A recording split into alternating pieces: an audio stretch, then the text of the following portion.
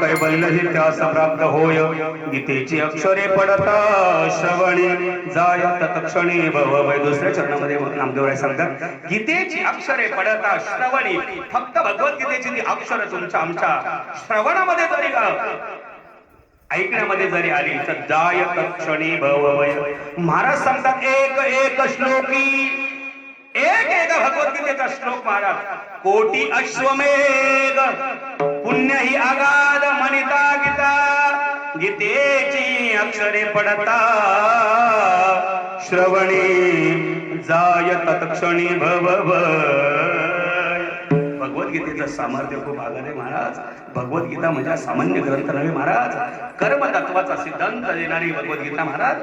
पहा भगवद्गीता तुम्हाला आम्हाला सांगते अतिशय जीवनामध्ये कधी मोह भरवणार. भगवद्गीता सांगते भगवद्गीतेचं पहिलं तत्व अतिमोहाने जर्जर झालेला मनुष्य आपल्या जीवनामध्ये कधीच परम सुखाला प्राप्त का. अर्जुन आपल्या मोहाच्या जाळ्यामध्ये अडकला होता. मला सांगा तो अर्जुन मोहाच्या जाळ्यामध्ये अडकला असताना जर अर्जुनाने जर भगवंत आणि भगवद्गीता जर सांगितली नसती तर पुढे काय करायचं खूप अवघड. आणि म्हणून एक व्यक्ती एक दोघं मित्र आपल्या गावाकडे आदिवासी भट्ट्यामध्ये जीवन जगत. एका दृष्टांत सांगतो शांत रुपये सांगतो. 1000 रुपये कमवण्यासाठी शहरामध्ये गेले. लाखो हजारो कोटी अब्जावधी रुपयाची प्रॉपर्टी कमवली आणि ती प्रॉपर्टी घेऊन आता त्यांच्या लक्षात आलं का पाहिजे तेवढा आपण पैसा मिळवला. पाहिजे तेवढा पैसा मिळवला. तो पैसा घेऊन आता आपल्या गावामध्ये जाऊन चांगल्या प्रकारचा बिझनेस तयार करायचा आणि त्या अनुषंगाने आपलं जीवन जगायचं. मजल करत करत महाराज त्यावेळेस गाड्या नव्हत्या म्हणून खटार गाड्या बैलगाडी वगैरे त्या काळात असायची. त्या बैलगाडीच्या खटार गाडीच्या माध्यमातून आपलं सगळं ऐश्वर्य धन संपत्ती तो साठा घेऊन आपल्या गावाकडे येत असताना एका गाडीचे लोकही दमले असताना एका जंगलामध्ये त्यांनी मुक्काम करायचं ठरवलं. बरं मुक्काम करायचं म्हटलं पण मुक्काम करताना रात्र होत आली आणि दोघांनाही भूक लागली. खूप भूक लागली. जेवणासाठी काहीतरी अन्न पाहिजे. पैसा तर आपण खाऊ शकत नाही आणि म्हणून दोघांनी ठरवलं आता भूक तर लागली पण आपली एवढी संपत्ती ऐश्वर्य सोडून जायचं कसं. मग एकाने ठरवलं बाबा एक हे ऐश्वर्य संपत्ती सोनं नाणं या ठिकाणी आपली संपत्ती राखण करण्यासाठी मी एक जण थांबतो. तू शहराच्या ठिकाणी जाऊन काहीतरी आपल्या खाण्यासाठी व्यवस्था कर. एक जण त्या ठिकाणी अन्न आणण्यासाठी जेवण आणण्यासाठी गेला. पण महाराज या लोभाकाराने आपला देवा या प्रमाणे लोक खूप वाईट आहे.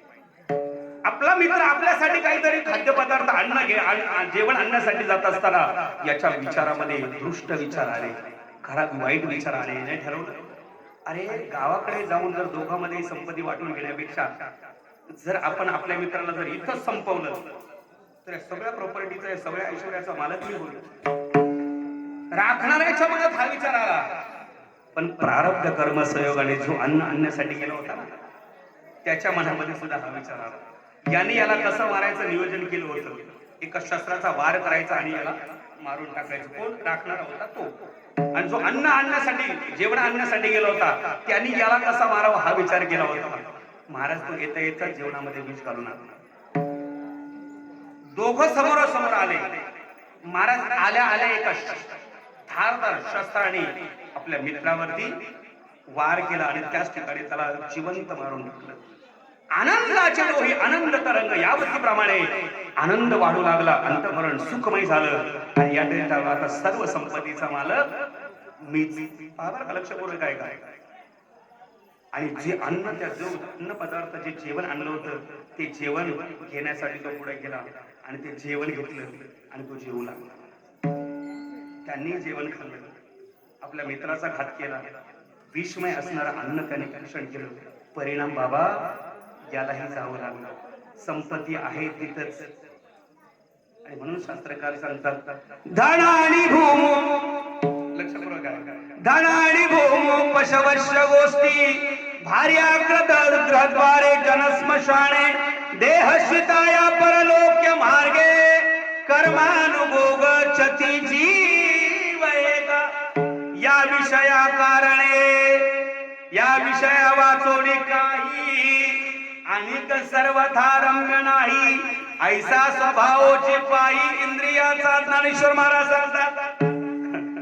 या विषया वाचोडी काही आणि सर्वथा रम्य नाही मी आईसा स्वभावची पायी इंद्रियांचा महाराज इंद्रिय खूप बलवत्तर आहे. आता मी इथं बोलतोय, आता माझं मन माझं